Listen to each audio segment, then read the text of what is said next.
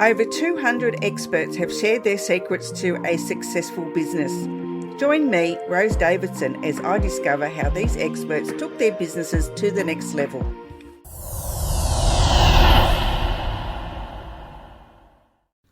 Talking with the experts.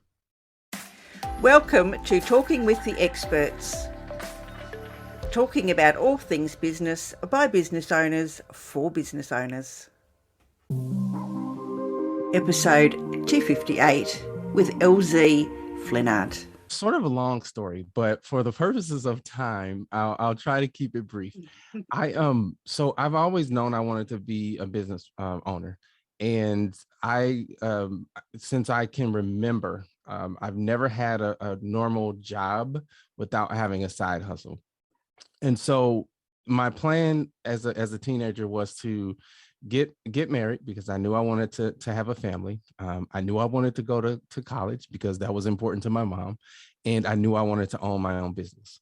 And so my plan was I was going to go to college, right? That makes mom happy. That will enable me to get a job so that I could find a wife, because no self-respecting woman is going to marry a broke guy.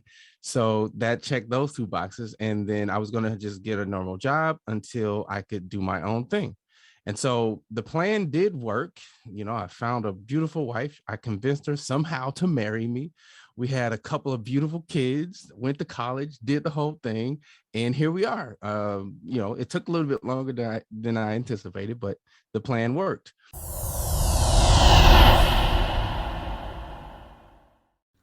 Talking with the experts. Hello, and welcome to Talking with the Experts. I'm your host, Rose Davidson from rosedavidson.com. Talking with the Experts is about all things business by business owners for business owners. You can find it on all good podcasting streaming platforms and on YouTube. And talking about YouTube, please don't forget to subscribe to the channel and ding on that bell so you get notified when new videos are uploaded. I hope you enjoy today's episode. Do you want to be inspired? Do you want to transform lives? Do you want to have a business that is, just the perfect oiled machine just for you and for your clients? My guest today is Elzie Flenard, and Elzie is a podcaster like myself, much more educated in this process, but I'm really looking forward to learning from him during this journey of 30 minutes. So Elzie, let me go and find some more about him, is a passionate podcaster who is capable enough to produce content that captivates the minds of the audience. He is a man of courage, well-versed in handling diverse facets of human life. He's an enthusiastic entrepreneur, creative podcaster, and committed business owner who absorbs uniqueness around and showcases them into the form of inspiring podcasting shows. And I'm looking forward to talking with him about his podcast and how he has developed it into something that is absolutely magnificent. Welcome, Elzie, and thank you so much for joining me today. It is such a pleasure to meet you. Thank you so much for having me. I am super excited for our conversation.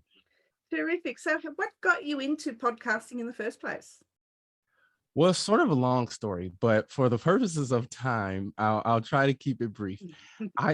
So I've always known I wanted to be a business owner, and since I can remember, I've never had a normal job without having a side hustle.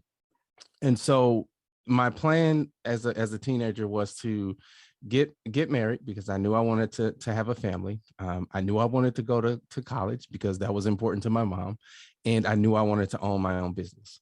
And so my plan was I was going to go to college, right? That makes mom happy. That will enable me to get a job so that I could find a wife, because no self-respecting woman is going to marry a broke guy. So that checked those two boxes. And then I was going to just get a normal job until I could do my own thing. And so the plan did work. You know, I found a beautiful wife. I convinced her somehow to marry me. We had a couple of beautiful kids, went to college, did the whole thing. And here we are. It took a little bit longer than I anticipated, but the plan worked. But I was stuck. I was 10 years in And here I am, the mortgage, the family, all the stuff. And my side gig was not making enough money for me to quit. And I thought, man, what am I doing wrong? What could I be doing different to get over this hump? And my bright idea was I'll launch this internet radio station. I'll call it Enterprise Now, and I'll invite people, business owners, to be on my podcast or radio show, and I'll ask them questions and learn from them. So that's what I did. I launched the internet radio station, and my vision was to have over 100 other shows on this station as well, talking business 24/7 from all around the world. I ran across a podcast, an actual podcast, not a radio show that was repurposed as a podcast. And I absolutely fell in love with it. I hit play, and within 30 seconds, I'm getting the content I want, how I want it, in bite-sized chunks without all the fluff that is the traditional radio, right? And so I started doing some research about the podcast industry, where it was going.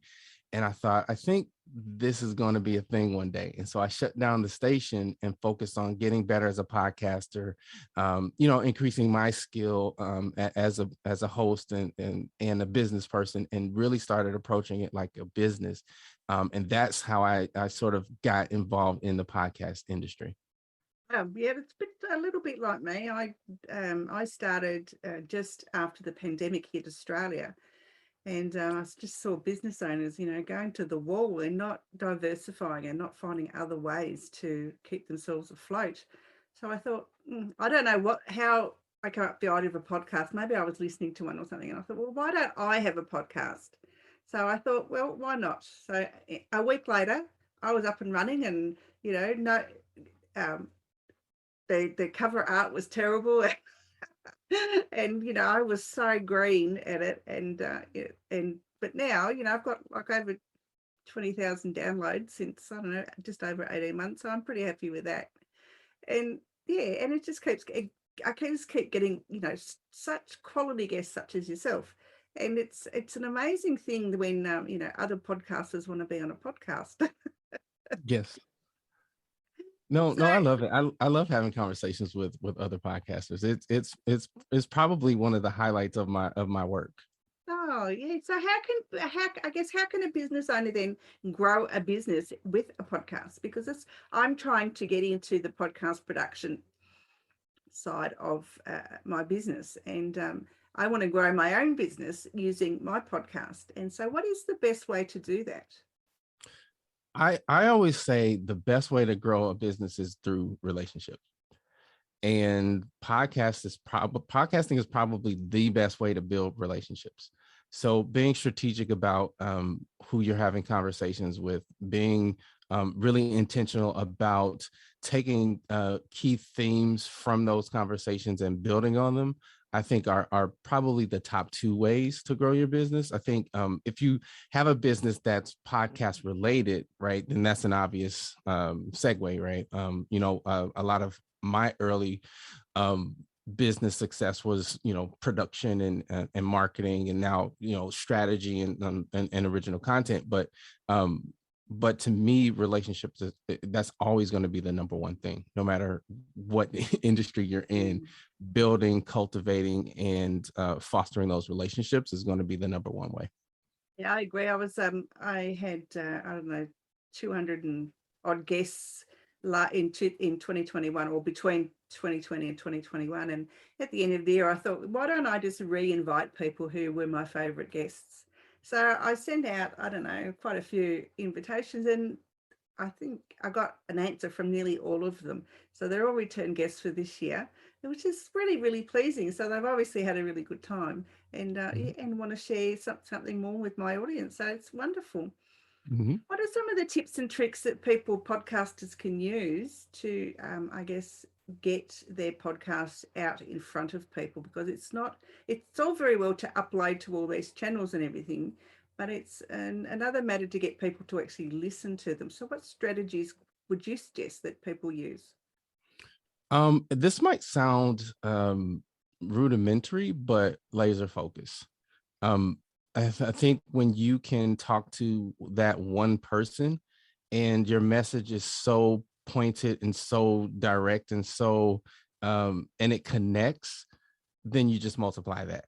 Right. So for some people, that looks like you're heavy on one channel. Maybe it's Instagram, maybe it's LinkedIn, whatever that channel is. It's easy to get into the I want to be everywhere game. But I think especially starting out, if podcasting is new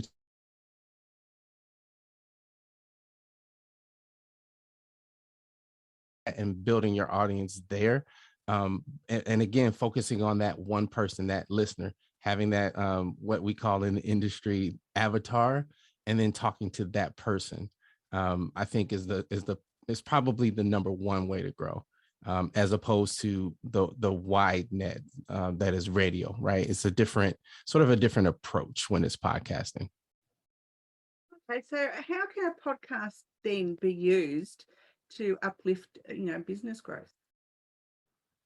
I think the education and the learning that you get from talking to other business owners, there are things that you can only learn from lived experience, right? And conversation is a cheat code to sort of get around that fact. And so just through having conversation, asking great questions, and really being a great listener. I know it's counterintuitive to think that as a podcaster, the number one skill is to be able to listen. But when you get really good at it, you'll listen more than you speak, because you can't learn and talk at the same time. It just doesn't work that way. And so I think being really intentional about the types of questions that you ask, and really being able to grab the lessons out of the conversations that you have. I really like learning from other people.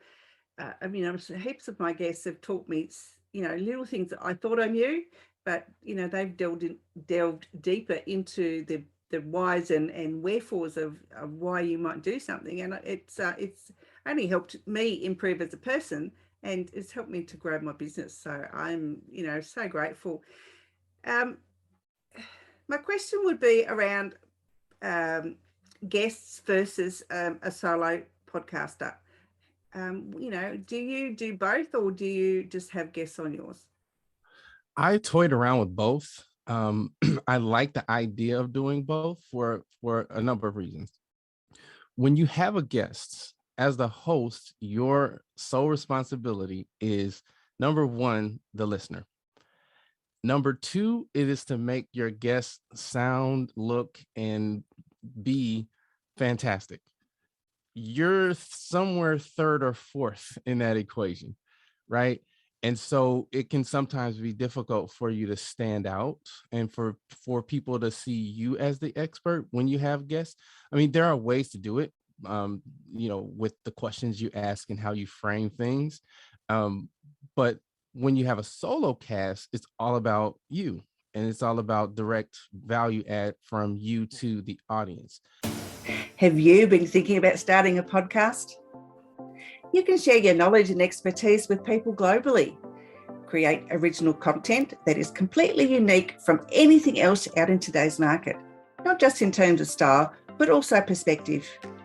And when we talk about revenue generating potential, well, let me tell you, it doesn't stop there. The time to start is now.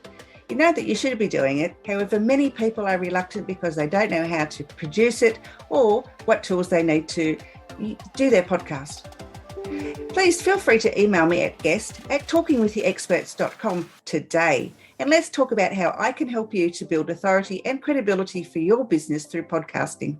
Remember, don't wait for the opportunity, create it. And then some of them will be solo, depending on the topic. Maybe if there's a trending question that I'm noticing people are asking, maybe I'll pop in and do a shorter solo cast and just go deeper into that subject or that topic, and then have a guest, or even I've had clients do a guest interview and then do 3 episodes breaking down the themes and the concepts that they talked about in that one guest interview. So there are ways to sort of have the best of both worlds. Sounds really interesting, and I've thought about going and doing solo episodes as well, but I find it easy to talk to people rather than talk to the camera and a microphone. Yes. Facebook Lives, I'm not terrified of them. I just don't like doing them. But I Mhm. can do this, or I can go and, be interviewed by somebody or whatever, and I'm so comfortable at doing that. But yeah, trying to get in front of doing a Facebook Live, and I start to freeze up, and then I forget my words, and then I'm doing ums and ahs and all sorts of horrible things, and it just sounds disgraceful, and I have to wipe it out and start again. Yeah, got it. So I don't know how I would go with the solo. Although I did twice do 2 live streams for a whole hour each, and don't think I ummed and ahed at all, but it was something I was really passionate about. So maybe Mhm, that's the reason why. I'm not mhm. really sure, but yeah. Well, you could always do shorter episodes too, right? No, no, it doesn't have to be long. It could be 5 minutes. It could be 3 minutes. It could be True. just a short question answer type deal. So, Right? That's a good idea too. I might try that. Now, I don't know. It's really hard to talk to somebody who is already so well versed in this medium. So I'm not really sure what to. You've got all these lovely questions here on your media kit, but I don't want to ask you those because people just must ask them all the time. Tell me a little bit about your background. You did allude to, college and mum and marriage and children and all sorts of other things. But what type of education did what did you go to college for to learn? And it, you wanted to get out of and become a podcaster? so I had a business coach and he told me, Elzie, you always answer questions by telling a story. But I find that it's easier for me to wrap context around it, right? So to answer your question, I was so in high school, I had enough credits to graduate a semester earlier. And so I took this it wasn't a job, it was like a study hallish type thing where I was basically babysitting the younger kids because they didn't have anything else to do with me. And so they were for whatever reason they were behaving that day. And so I go and I pick up an encyclopedia. And for the people who are younger than me, who don't know what that is, it's a book that has information in it, like It's Google, not but in Google. a book. And I pick up the letter E and I'm just casually thumbing through it and I get to electronics. So I start reading it and reading it. And by the end of the class, I decided to go into electronics. So that's what I did. I went into electronics. I got a degree in electronics technology. Then I went back and got a bachelor's degree in electronics technology. And then later got an MBA. But so I've worked as an electrical engineer. I've worked as a substation engineer. And I've also done operations and management in my career as well. What an interesting way to pick a career. Yes. Yeah. I always tell people I am the most strategically random person you will ever meet. Like some of the things that I do, you're like, man, how did you come up with that? And it's like it was kind of random, but that's just the way my life goes. Absolutely. I'm sorry, it's hilarious. It really is. I mean, and kids wouldn't even know what an encyclopedia was these days. My God. Mhm. We're showing our age. Yes. I remember when computers first came out, and there used to be an online encyclopedia. For the life of me, I can't think of the name of it, but it was all the big rage. And it was just, it was an amazing thing. You could just, it was before even Google, I think. So I think maybe that's why they had it. But it was just such an amazing thing for someone in my generation who could actually move online and do stuff, because I loved the idea of moving into new technology. I try to be an early adopter as much as I can be. Mhm. I just find it so fascinating that all these new technologies keep coming out, and I really have to, play with them and see what they do, and like new programs and new apps. I love it. Mhm. Mhm. Yep. What about yourself? Do you play with new things, or do you wait a little bit until someone's tried it and give a review on it?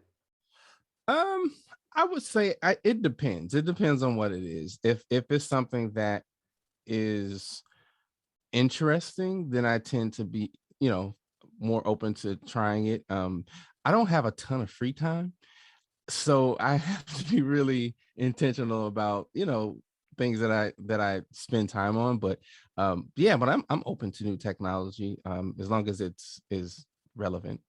Yeah. Yeah, I guess, yeah, it's usually something to do with my business. So, or, something that I'm in crafting, I'm doing crafting, and I've got into paint pouring and resin work. Because I've never done it before, and I'm finding it really interesting. So, something away from sitting at the computer all day long. Hmm. I guess, do you teach people how to podcast, or do you just have a podcast? I do both. So a lot of my work is actually teaching. So it's a combination of teaching, coaching, and consulting, right? All sort of different aspects of the industry. Um, Teaching in my mind is more of I'm gonna tell you the how and the what. Consulting is more I'm going to provide solutions, and the coaching is I want to encourage and implore you, right? So a lot of my work is combining all of those things. Like there's some aspects of it that's training.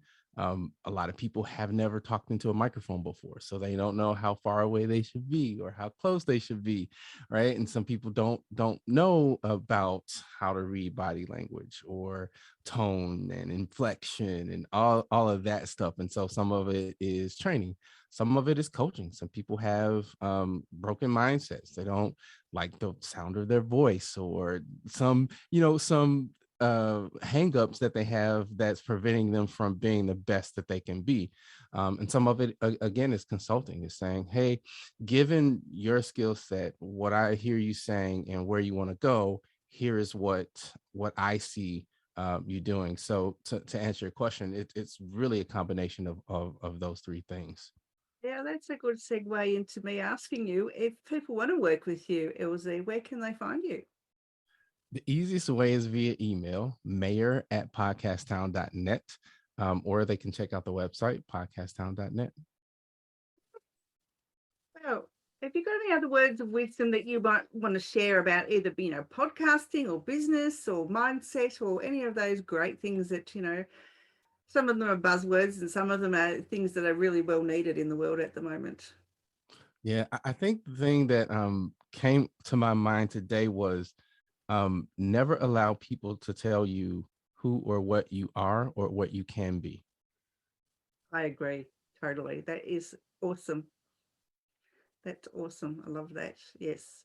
It's too easy, I guess, to get stuck in other people's opinion of you, and you think, gee, someone, might give you some negative feedback, and you think, well, you don't think to yourself at the time, well, that's their opinion. It's not, not gospel. It's not truth. It doesn't have to be truth if you don't let it affect you in a way that, ruins your whole life. Exactly. Yeah, for sure. Yeah. So I'm not, tell me a little bit more about podcast. Is it Podcast Town? Mhm. Yeah, tell me a little bit more about that and how Yeah. people can So get involved in it if they have their own podcast. yeah, Podcast Town is we're a full service agency. So we do everything from helping mostly businesses, B2B brands, launch their podcast brands, manage and drive leads to their business using their podcast. Interesting. And what's the what is there a website for that? Yep, just podcasttown.net.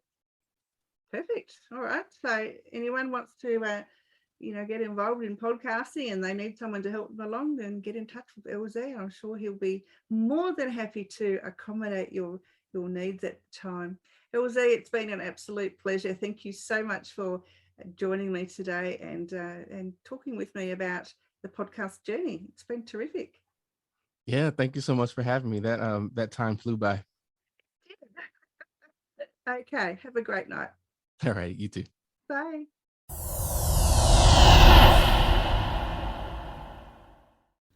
Talking with the experts. Thanks for joining me on Talking with the Experts. Make sure you subscribe through your favourite podcast app or on YouTube, and check out my Patreon page for more value for you, or you can buy me a coffee. My name's Rose Davidson from rosedavidson.com. I look forward to your company next time when I'm talking with the experts.